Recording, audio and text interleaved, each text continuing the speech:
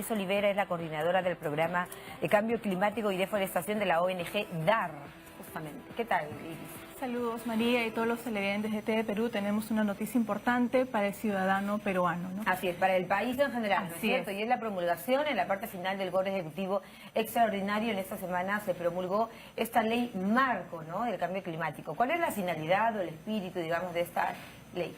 Con esta norma tenemos tres pasos importantes. En primer lugar, por fin tenemos un espacio que nos organiza como país, ¿no? Una norma que nos organiza como país y a todos los sectores a ser articulados, proponer, ejecutar y monitorear las acciones frente al cambio climático directamente. Y instala un ente rector que es el Ministerio del Ambiente para tener a través de una Comisión Nacional de Cambio Climático y una comisión de alto nivel que tiene que ser creada en estos días definitivamente para hacer acciones más concretas frente al cambio climático. Claro. Acciones de adaptación y de mitigación. Ahora, vemos que el Perú, ¿no es cierto?, con la promulgación de esta importante ley, es uno de los primeros países que, por ejemplo, asume estas medidas eficientes, esperemos, de respuesta al cambio climático. De hecho, con esta norma, todos los compromisos internacionales que tiene el Perú para las emisiones, recordamos que en el Perú somos vulnerables al cambio climático y por lo tanto tenemos que adaptarnos, ¿no? Pero también hagamos emisiones, es decir, contaminantes hacia el medio ambiente, y en el Perú tenemos el 55% de la deforestación causa emisiones, y esto también son contribuciones que el Perú se ha comprometido a reducir. Compromete, ¿no?, al Perú, por ejemplo, en la reducción del efecto carbono, de la emisión de carbono. Exacto. ¿Cierto? ¿En ello estamos avanzando? ¿Cómo nos encontramos? Como le mencionábamos, nosotros tenemos un 50% de nuestras emisiones dirigidas a la deforestación. Entonces, el Perú se ha comprometido a reducir esas emisiones en un 30%. Pero para esto no solamente es un compromiso internacional, sino ahora con la norma tenemos que hacerla vinculante y obligatoria en acciones más concretas a nivel nacional. Perfecto. Ahora, el reglamento estará en un plazo máximo de 120 días. Efectivamente, y la idea de sociedad civil que hemos venido promoviendo esto desde el 2014, en realidad cuando tuvimos acá la COP de Conferencia de Partes sobre el Cambio Climático en el Perú, es a través del Grupo Perú Ambiente y Clima, como miembros de sociedad civil, una norma que ahora ha sido también por unanimidad, ¿no?, del Congreso dada. ¿Cuánto perdemos diariamente? Un dato importante y dramático, de 2 a 5 hectáreas diarias, y esto es un dato que lo ha establecido desde el propio Estado a través del Inventario Nacional de Glaciares y Lagunas. Ellos han hecho un recorrido histórico desde 1962 hasta el 2016 y tenemos que los glaciares ya han sido prácticamente destruidos. No es posible revertirlos. Entonces, efectivamente, los efectos del cambio climático, no solamente las acciones de Perú, sino también las acciones internacionales. Y frente a esto, ¿qué tenemos que hacer? Medidas de adaptación.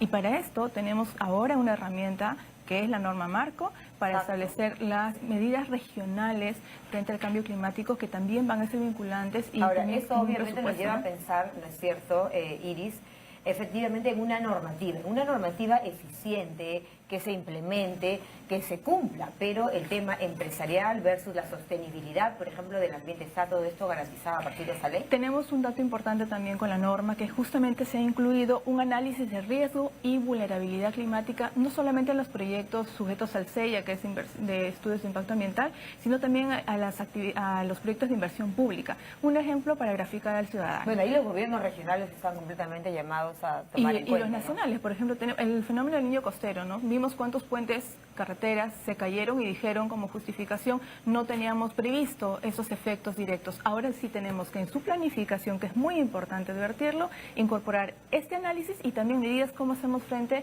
a tener para una ello infraestructura más adecuada. ¿Está garantizado? Exacto. La norma establece que deben contener un presupuesto, y ahora es una medida importante para el MEF incluso de poder asegurar con indicadores claros cómo hacemos frente al cambio climático en esas acciones regionales y nacionales. A ello nos referíamos, Iris, con que esa ley marco del cambio climático garantiza que el Perú esté mejor preparado y que tenga una respuesta eficiente intersectorial. Por ejemplo, ello conllevará a mayor investigación por parte del Ministerio del Ambiente. Tenemos incluso datos, ¿no?, como te lo estamos brindando, y ahora la idea es cómo vinculamos y lo hacemos obligatorio las medidas y acciones a nivel regional y a nivel nacional. Entonces, estamos muy contentos por esto, necesitamos seguir avanzando, porque esto es un primer avance, un primer paso. Necesitamos la reglamentación y veremos los resultados como las acciones preventivas y estar preparados como país en la ejecución del reglamento. Hablemos de la deforestación, que es un gran daño, ¿no es cierto?, a nuestro ecosistema, al país en general, a las poblaciones que están en estas zonas vulnerables,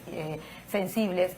Y en el que realmente esto puede cambiar, hay plazos que establece la ley marco, cuéntanos. Tenemos también, como mencionamos, un dato importante. El Programa Nacional de Conservación de Bosques menciona que perdemos diariamente 360 hectáreas de bosques amazónicos.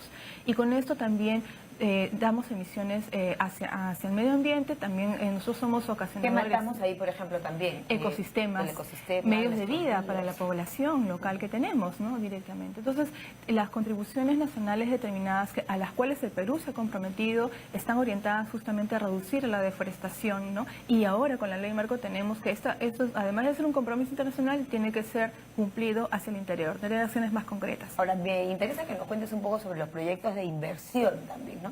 Hablábamos antes de la responsabilidad social de las empresas, porque evidentemente sabemos que la inversión privada está presente, pero en el marco de un respeto, o sea, una cuestión ecoamigable. Así es. Hecho ese de paso es el día de la bicicleta. Así es. Entonces, como mencionamos, un punto importante para las inversiones, tanto del Estado pero como las inversiones de la empresa, es que deben tener dentro de su planificación y evaluación análisis de riesgo y vulnerabilidad. Análisis de riesgo, claro, porque si no tenemos, por ejemplo, el histórico de un río, ¿cómo hacemos un puente? Efectivamente. ¿No es cierto? Análisis de riesgo son básicos. Y vulnerabilidad y acciones de adaptación y mitigación para no solamente tener esto analizado, sino también en tu ejecución, en tu estructura, tener acciones directas, ¿no?, para hacer frente al cambio climático. Perfecto. Bueno, se busca promover además un punto muy importante, me ha parecido en esta ley marco, lo que tiene que ver con las universidades. Se busca que desde las universidades también se fomente en nuestros jóvenes, en fin, en todos contribuir, ¿no? Este es algo que nos suma a todos y de hecho por eso estamos llamando al Ministerio del Ambiente a sumarnos al proceso de reglamentación. Este es un llamado desde la sociedad civil, el Grupo Perú Ambiente y Clima está involucrado, Y le pide al Ministerio del Ambiente más investigación también.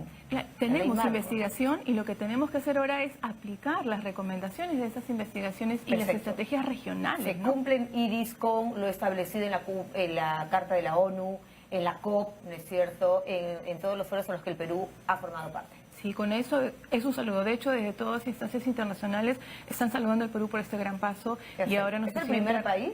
Es el cuarto país, pero es el primer país después de la firma de la cumbre de la COP, ¿no? De la cumbre de la COP, así es. MINAM, Ministerio de Economía, establecerán la forma coordinada para las bases. Ya hablábamos del presupuesto, así que el Ministerio de Economía, un agente importante. Hacemos un llamado para el proceso de reglamentación y además en la comisión de alto nivel que va a ser creada también por esta norma. ¿Y quiénes la conformarán? En la comisión de alto nivel es dirigida por el PCM y más bien vamos a promover espacios de participación de sociedad civil, que es también importante. Perfecto. Gracias a nuestra invitada Iris Olivera, coordinadora del Programa de Cambio Climático y Deforestación de la ONG DAR y, bueno, pues impulsores también, ¿no?, de la reglamentación y de la promulgación de esta ley. 10:55 ya de la mañana, 5 minutos nos separan de las 11. Venimos con más información.